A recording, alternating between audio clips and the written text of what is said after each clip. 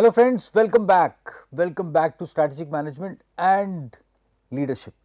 We were talking about leadership, how it drives everything, how it nurtures cultural values, beliefs, strengthen those, drives organizations. And one thing which I want to add here is, and which I request you to remember, to witness, to visualize, is that we should be actually looking into the effect of leadership and leadership traits in every organization, in every activity of that organization. For example, when you look into an advertisement, advertisement represents the products the organization is manufacturing, is developing for the customers. How are they positioning those products? And then try to collate that this would have been thought by the leadership actually, how this product should be positioned in the minds of the customers. Then try to analyze that for developing that positioning in the minds of the customers, they would have developed that position, that particular position of that product in the minds of their team members, in the minds of their retail team, value chain partners. They would have made them believe in that particular positioning, in that strength of the product which they are trying to put up in front of the customer. And you see, everything traverses from this side. It's just an example. Just look at an advertisement and try to visualize from where it would have generated in terms of the form which we are witnessing as customers. Then try to read about some organization or look into an annual report of an organization. Try to read the speech of an organizational leader in that annual report, or try to visit the website. Look at the page which demonstrates the leader of that organization. Try and look how the website describes the leader and his or her leadership qualities, capabilities. Then try to read other pages of the website, their actions, their products, about them, their team members, their values, their output, their results, how they are doing things. And you would realize that the description of the leader has, must have, I should say, a consonance with everything which is there ahead of that or alongside the description of that leader goes. How that leader is looking at what they would be doing in due course of time, how leader is demonstrating the vision of that organization, how he or she is carrying forward that vision further, how he or she would have understood the vision of that organization or the founders of that organization, how now presently they are deciphering that vision. If the leader belongs to that organization since a long time, then they would have lived that vision, they would have believed in that vision, and that is why they would have been chosen to lead that organization at a particular kind of stage, wherein their belief would have led them to a stage wherein people would have realized, or their predecessors would have realized, that now they should be in the driving seat. They are eligible to lead this organization with this similar kind of a zeal and vision and strength, and they would be able to keep up the flame.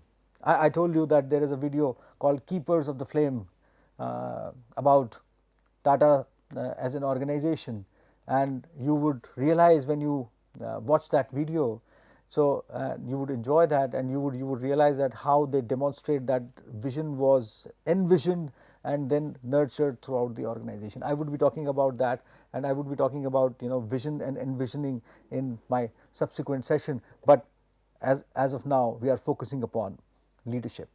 So now, taking cue from what we were talking in our last session, authors Kellett, Thompson, Strickland and Gamble, they are talking about leading the strategy execution process.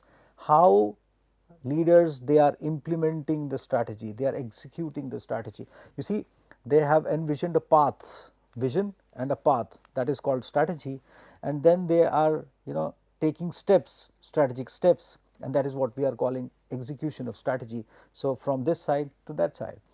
Proficient strategy execution, as the authors say, that they are contributing here, that proficient strategy execution requires company managers to be diligent. Now, keep minding these words, keep marking these words: diligent and adept in spotting problems. In our preceding discussion, we talked about flexibility. So, adept in spotting problems, learning what obstacles lay in the path of good executions, what may come as barriers. You see, many times barriers are recognized as strengths, strengths to make you rise in terms of your standards and benchmarks, and many times barriers have to be put aside. Problems have to be identified. That is why authors talk about spotting the problems. Anything which you identify as a problem. You see, problems are identifiable in nature, in characteristics basically. If you do not identify the problems rightly, they would remain there and you would not, go ahead, might not go ahead with that kind of a speed and so on.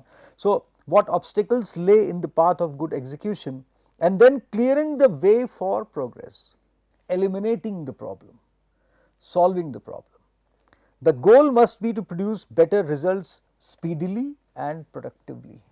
When you talk of speed, you have a laid out plan, precision, that is where speed comes in, and the background work, the culture, the focus, everything is associated with this speed, the execution, the kind of functional excellence, efficiency, effectiveness, all those words which are related to execution at the ground level, the principles, everything, and that comes through culture and values, we have talked about that. And productively, that is taking us towards the desired results, and more than that, reaching out as benefit to every stakeholder, deriving profits and profitability, I must say, in terms of, as far as when we say productively. Leading the strategy execution process again talks about that leading the drive for good strategy execution and operating excellence. You see, we are talking of operational excellence here, because execution is related to operational excellence. So, operating excellence calls for 3 actions, as the authors say, on the part of managers in charge who are managing the show, and we are talking of management of strategy here. So, leadership actually strategically take things ahead, envision the strategy, and then it traverses towards managers and they manage that strategy. So, what are those 3 elements? Staying on top of what is happening and closely monitoring the progress. I have initiated this process, I take the entire responsibility of this process, I feel responsible of this process, I have to be there when the time, at the time of execution. I just can't, you see, people many times they say that, okay, now I have told you this, you should do this. Fine, but I have to be there, I have to be alongside those people, watching how it's being done. I have to be on the plant floor, watching and monitoring and suggesting that this can be done in a better way. This is how I thought about this. We have discussed the production flow, we have discussed the market flow, market development flow, we have discussed the approach to the customer, we have discussed the human resource acquisition process, for example. So, now this is how we have to acquire human resource, and please go and hire people from IITs. But then how to do that? What should be the ingrained element of our demonstration in front of our prospective colleagues, and someone out of those people might become our leader someday, the leader of organization basically.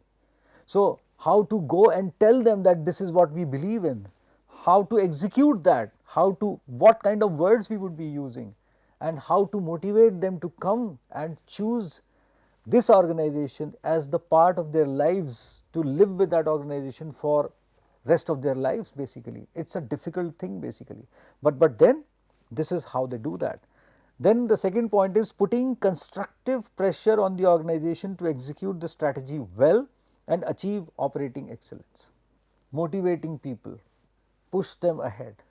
You see, in today's world, always one has to associate the purpose of the organization, purpose and importance of this task which is delegated in front of all our partners and all our colleagues and everyone who is associated with us. Otherwise, they might not understand the gravity, the intensity.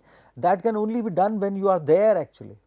Initiating corrective actions to improve strategy execution and achieve the targeted performance results, meaning thereby that you have to extend the backup. You should be there for them if something goes wrong, if something is not done with that kind of an effectiveness and efficiency. It is to be done by them, but you are there at the back end, that I am there basically. You see generals many times at the time of crisis and wars, they go to the borders, they motivate their soldiers basically, they say that I am standing by, I am here for you, and if something is there, I would be equally responsible or more responsible or solely responsible for whatever is being is happening at this stage basically. So and that is same when happens when you are going for well, let's watch a video about a production which is going on in a factory. If you are working somewhere, definitely you know what I am talking about, and so on. And leaders, they are always there with their team members. And here I choose an example, and then thanks to my team member, my PhD scholar Ariba Anjum, who has actually made these slides which I have been demonstrating since the beginning of this course. So and she brought up this example. So and then the reference is given. This is from tata.com, and we are talking of Mr. Natarajan Chandrasekaran, the present head of Tata Sons, the chairman of Tata Sons. Recently, you would have seen him on television when Tatas they are initiating their new semiconductor plants, one in Gujarat and one Assam, and I have talked about that in my preceding sessions also. So that was 2-3 days back on 13th of March precisely, when the Prime Minister of our country, Shri Narendra Modi ji, initiated and inaugurated those plants simultaneously.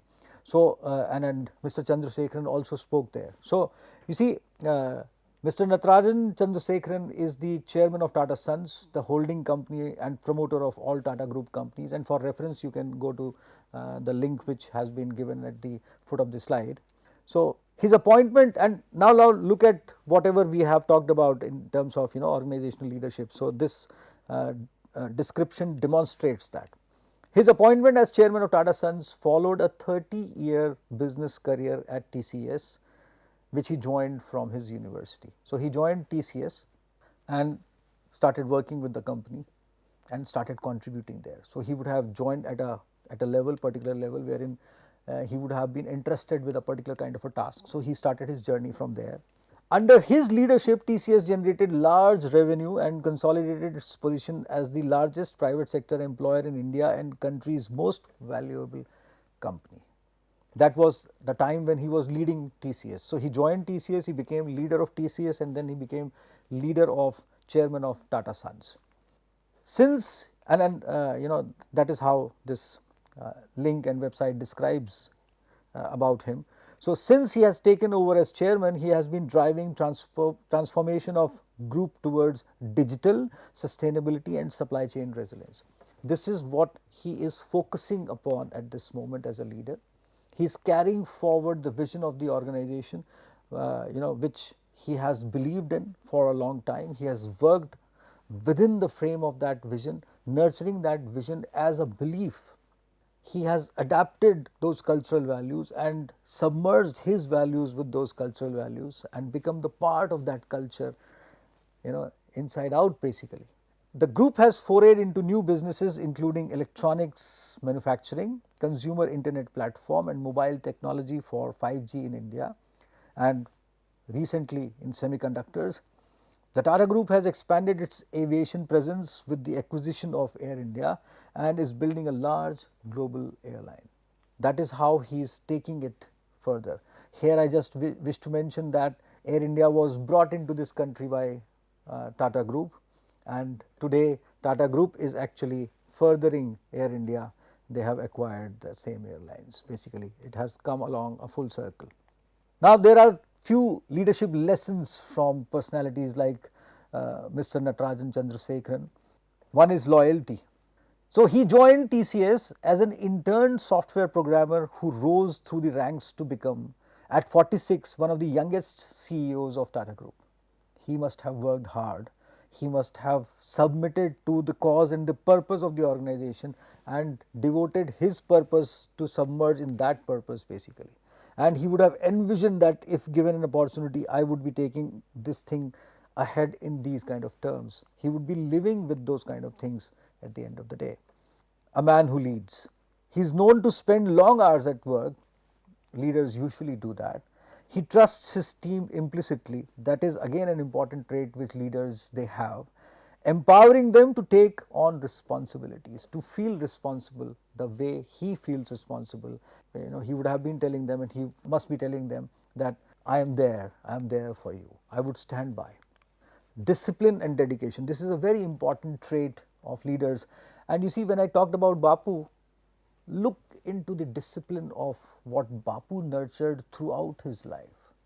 The way he used minimal clothes to wear, simplistic lifestyle, the kind of long hours he used to devote for the lives of people, sleeping less, extremely disciplined life, eating minimally.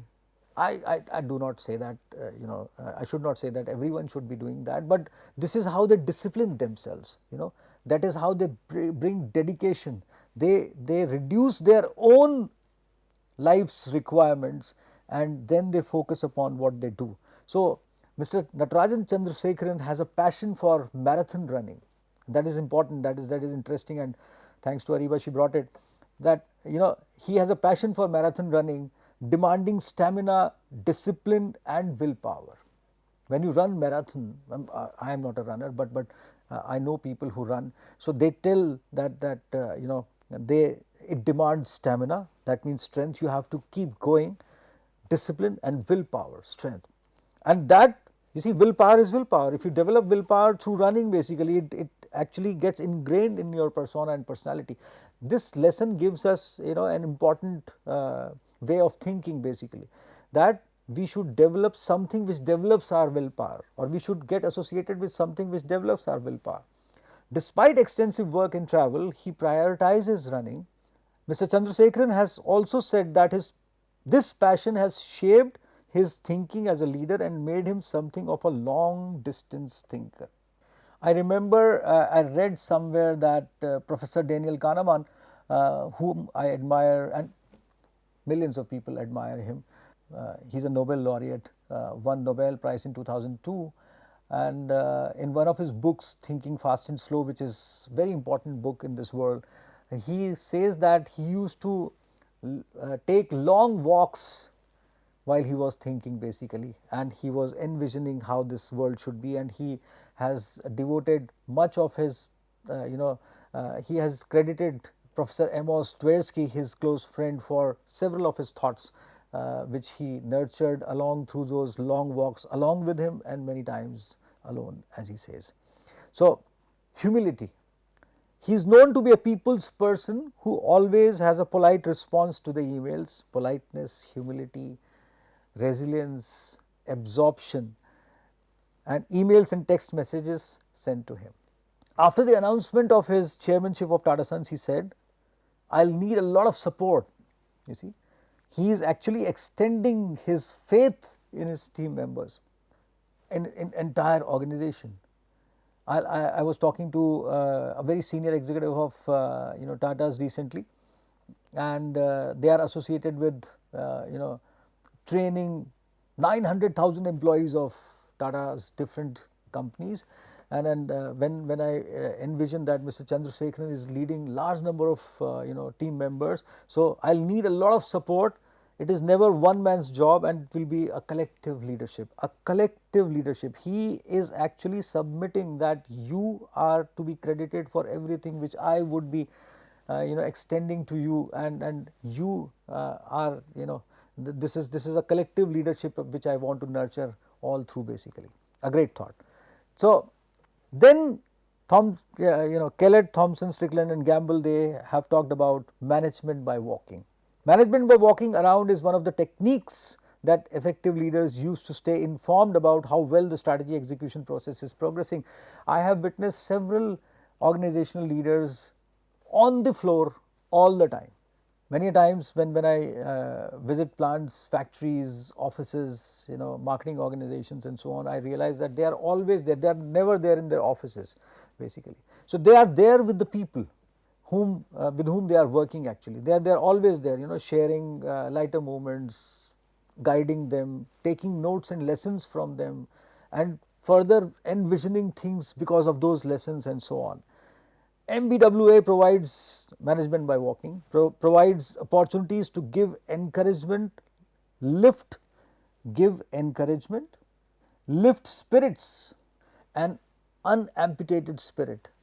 You see, that is required for your motivation. So, lift spirits, focus attention on key priorities, prioritizing key areas and focusing on those key priorities is what leaders do, that this is the priority, and that is how many organizations, they sailed smoothly throughout the COVID period, I would say, a very unfortunate period for this world, but definitely, and create some excitement, all of which generate positive energy. And now this is an important thing, energy, because energy propels you, energy keeps you there, energy derives the results and help boost strategy execution efforts. Further, the authors say that in addition to communicating regularly, and that is what management by walking is all about, with key subordinates and the team members, and reviewing the latest operating results continuously onto the tasks. Watching the competitive reactions of the rival firms. I used to work with corporate organizations, and one of the organizational leaders, he was always there. He was in the production unit, he was there in our offices basically. I was with the marketing and marketing team basically, and then he was there with our offices, teaching us, guiding us that how this should be positioned and how this has to be communicated to the clients and so on. So, competitive reactions of rival firms, and visiting with key customers and suppliers to get their perspectives also. Daily meetings, we used to talk about that what competition would be thinking on the step which we have just executed, taken the last day. So, and then we used to talk to our customers and suppliers to get their perspective, how do you feel about what we are doing. They usually visit various company facilities and talk with many different company personnel and at many different organizational levels.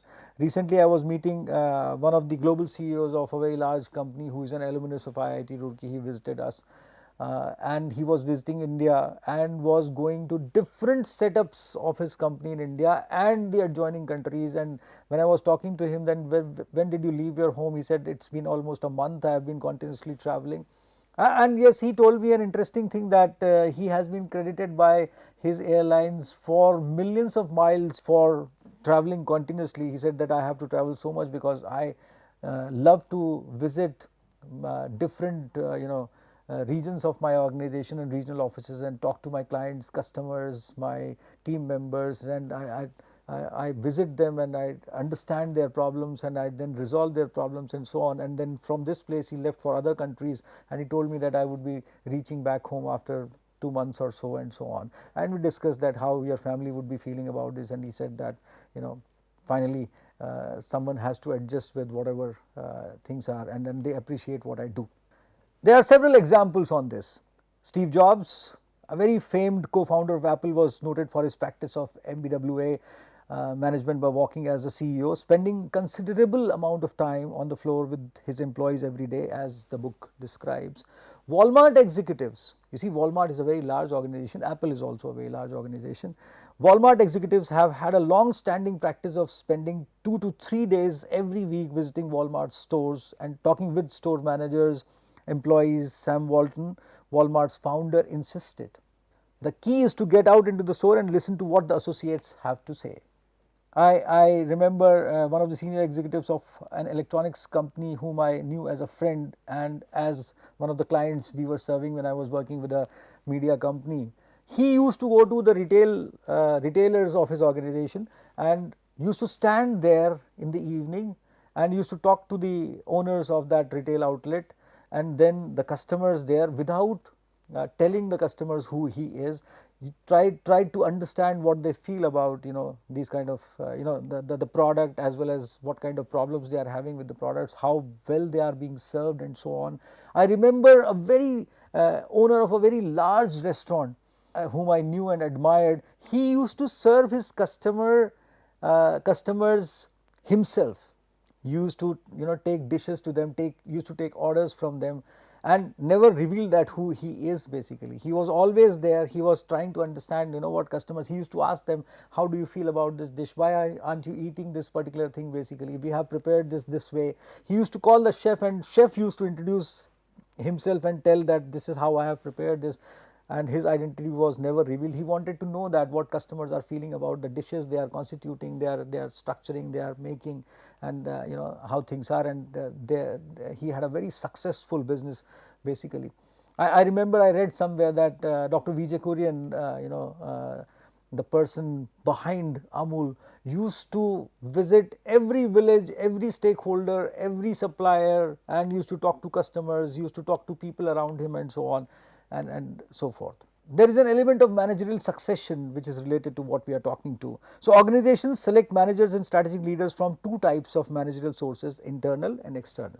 That is how Mr. Chandrasekaran belongs to Tata's since ever, and then some people, they come from outside. But when people come from outside, the importance of this particular slide is that when people come from outside, either they have the similar kind of cultural values which the organization already nurtures, or they actually submerge their values with those cultural values which the organization has and lead it towards this similar kind of a visionary flow and towards the vision which the organization have had. So, an internal managerial source consists of a firm's opportunities for managerial positions and qualified employees within that firm.